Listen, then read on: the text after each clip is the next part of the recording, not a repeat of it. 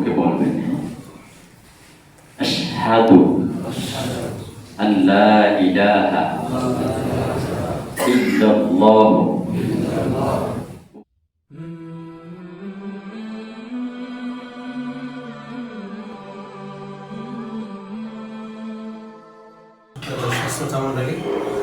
আজকে আপনাদের সামনে একটি খুশির সংবাদ শেয়ার করার জন্য আসলাম। বিষয়টা হলো, আপনারা দেখতেছেন আমাদের সামনে দুইজন ভাই বসে আছেন। তো আগে আলহামদুলিল্লাহ, এই যে উনি, আপনার নাম কিনা? মোহাম্মদ ইব্রাহিম, আমাদের শ্রদ্ধেয় বড় ভাই হাফেজ মাওলানা মুফতি মিজান সাহেবের কাছে ইসলাম ধর্ম গ্রহণ করেছেন। তো ওনার মারফতে ওনার একজন, উনি তো বর্তমান মুসল্লি না, আপনার মুসল্লি না একজন? ওনার ভাতিজা। তো আলহামদুলিল্লাহ ওনার মারফতে আরেক মানে ওনার ভাতিজা ইসলাম ধর্ম গ্রহণ করার জন্য আসছে খাগড়াছড়ি থেকে। আলহামদুলিল্লাহ, তো অনেক দূর থেকে খাগড়াছড়ি থেকে আসছে।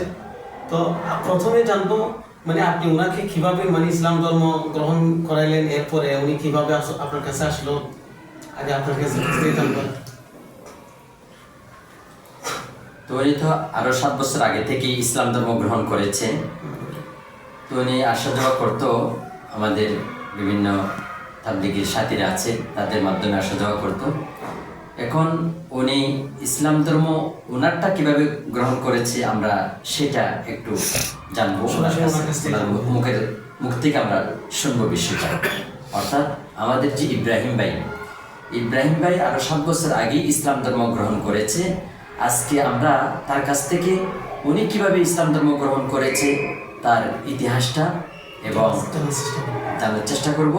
তার মুখ থেকে আমরা সরাসরি শুনবো এবং সে ইসলাম ধর্ম গ্রহণ করে তার লাভ হয়েছে নাকি ক্ষতি হয়েছে, এবং সে বর্তমান বিশ্বের কোন ধর্মটাকে সে শ্রেষ্ঠ ধর্ম বলে মনে করে, তার কাছ থেকে আমরা এই বিষয়ে জানার চেষ্টা করব।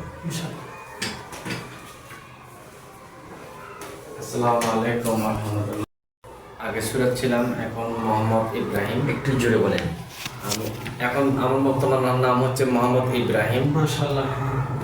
আমি আগে ধর্মে বৌদ্ধ ধর্ম ছিলাম। আমি হযরত ওমর, হযরত আবু বকর, হযরত আলী সাহাবীদের জীবনীগুলো পড়ছি।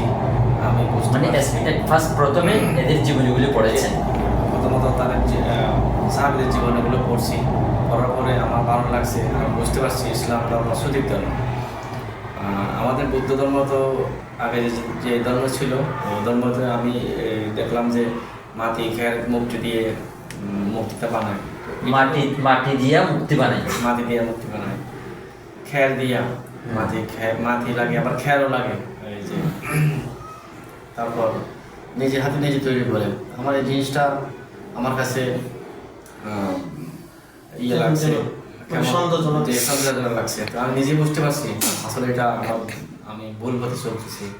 তো আমি হুজুরের কাছে এসে ইসলাম ধর্ম আমি গ্রহণ করছি।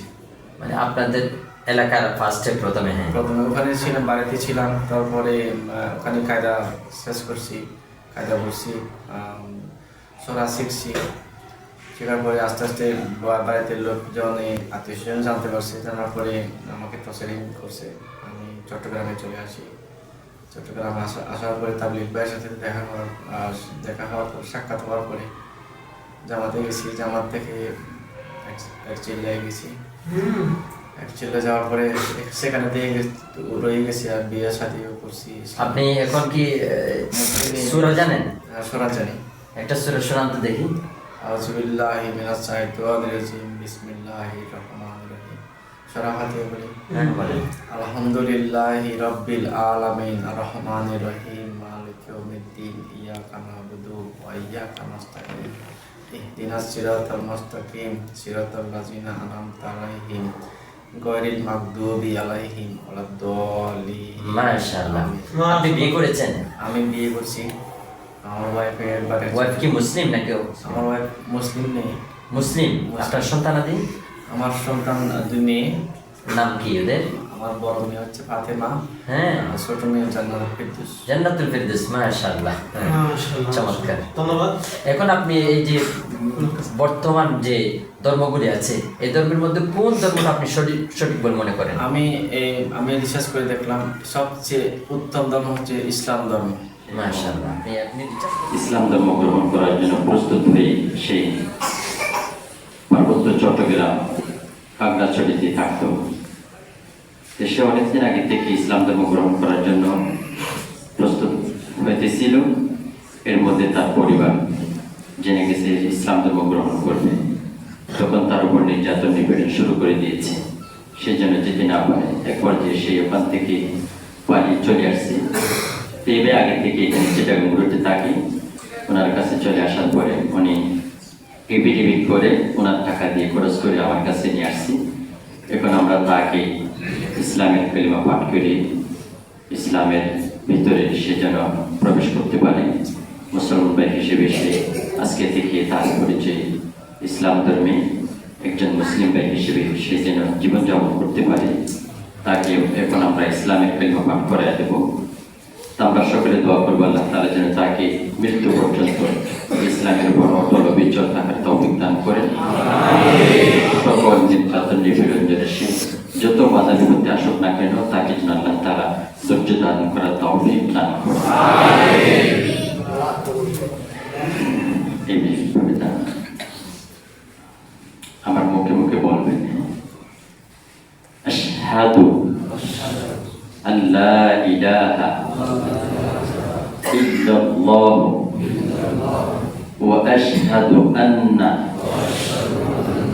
মুহাম্মাদান আবদুহু ওয়া রাসূলুহু। অর্থ, আমি সাক্ষ্য দিতেছি যে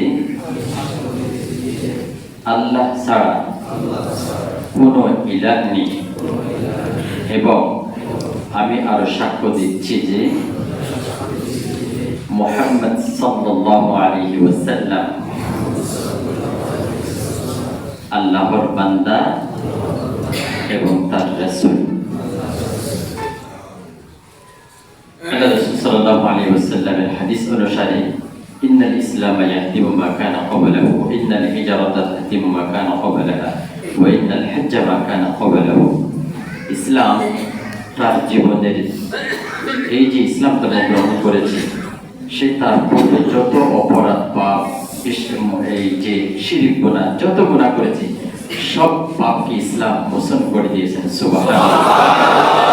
এখন সে একদম মাসুম, একটি বাচ্চা জন্মগ্রহণ করলে মায়ের পেট থেকে যেমন মাসুম, এখন সে সেরকম মাসুম। এই জন্য আমি তার সাথে একটু মহানাকার মাধ্যমে তাকে বরণ করে নিচ্ছি।